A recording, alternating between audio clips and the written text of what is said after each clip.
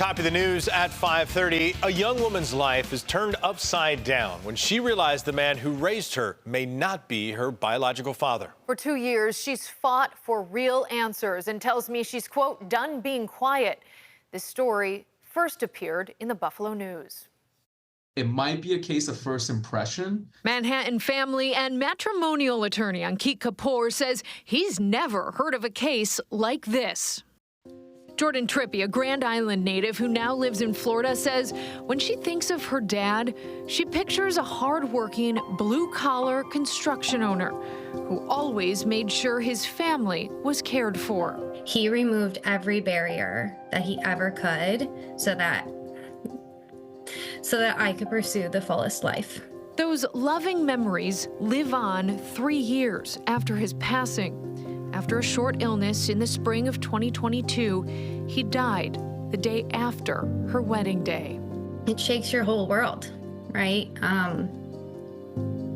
It shakes your world, and I think the circumstances around it shook my world even more. Those circumstances are the result of a DNA test from ancestry.com. I was really interested to know more about my family and the origin and the story of my ancestors' life. But the results didn't show any of her dad's trippy Italian and German heritage. It did show her mom's Hamsick roots. I just assumed that it was a fluke. I assured myself I would circle back to it when I had a bit more time. We all really resembled that Hamsick part of our genetics. The number of times that I got from fellow students, peers, like, you don't look Italian at all. I would need my fingers and my toes. One of the strangest parts of the results, 2 people on the Ancestry.com app she did not know showed up as a slight DNA match with her. She tells me their last name was McGuire. Months after her dad passed, she sat down with her mom to ask questions. She was also shocked and confused by the results. She had felt assured that I was my dad's. But that last name jogged her mom's memory of another man. They realized Jordan's dad maybe wasn't her biological father. In many ways, this kind of like rebooted, or like it made me start the grieving process all over again.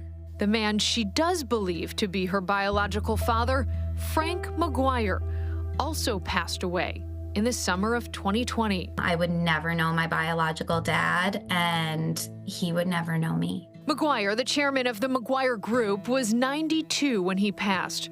According to his obituary in the Buffalo News, McGuire built a business of more than 30 companies that employed 1,700 people in Western New York. To think like he was such a staple, such a, man of notoriety in the city of Buffalo, and for it to have never mentioned him, I knew of no connection there. For 2 years, she's fought to get definitive answers. At 30 years old, I found out that every medical record that I had filled out my family history of was completely inaccurate. And on a lighter note, I realized that that history project I did at Hugh Road Elementary, also grossly inaccurate. In a deeper sense, I think knowing our heritage, our ancestors, where we came from, important for the soul. Her want?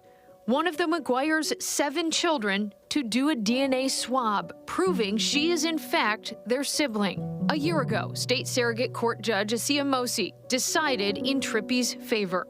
But the McGuire siblings argued a privacy concern. It's now being appealed. Kapoor says he hasn't found a case like this, where a sibling was forced to do a DNA test. DNA testing is definitely not uncommon to New York courts. In terms of Jordan Trippi's case, where the siblings are ordered to do a DNA test, that I believe might be a case of first impression. I did not encounter other cases where siblings were ordered. Identical twin of the decedent was ordered, the grandparents in a case were ordered, but siblings might be something new. Another issue at play here, McGuire's estate. When I consider the fact of his wealth, of his empire, I don't assume any of it to be mine. I reached out to the attorneys for all the children of Frank McGuire. They released this joint statement saying, in part, if Miss Trippi had shown any interest in getting to know us rather than filing a claim for go-away money in surrogate's court, we are sure family members would have been more welcoming. In fact, Miss Trippi only reached out to one of 7 siblings more than a year after her legal effort began. While none of us are beneficiaries, we would like to see our father's wishes and bequests in his will fulfilled, rather than dragged out in this tawdry process. In a decision, Judge Mosey says a challenge to Frank McGuire's will is a matter for another day. Kapoor says challenging the will would be an uphill battle. One of the main things I noticed was that the will of Frank McGuire does not give what's called a class gift, where he named his children in the will.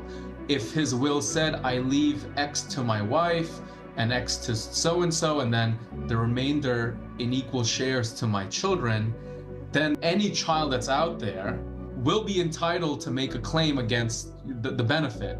But when you name children, then you're limited to the children that are named. Generally speaking, there are some exceptions. For those who assume that I am pursuing this because he is a millionaire,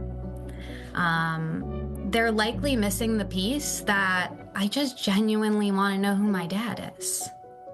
Just like anybody else, and conclusively.